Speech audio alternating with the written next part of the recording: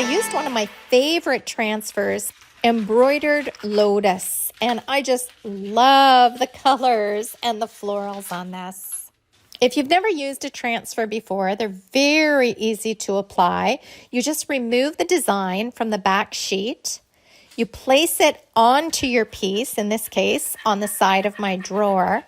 Then using the stick or the rub-on stick that's provided in the tube, you just rub the transfer design on. Actually, I have a full YouTube video tutorial on how to rub on transfers that I'll include up in the cards above and also in the description down below. Then once you've finished rubbing on the transfer, you pull up the plastic sheet once it's adhered, and then you can burnish it on just to get rid of those ghosting lines around the edges. I didn't bother with the burnishing on this because the side drawers, they're not noticeable at all. But sometimes when you apply a transfer over a painted surface, burnishing is very beneficial. So let's see how this all came together. Just as a reminder,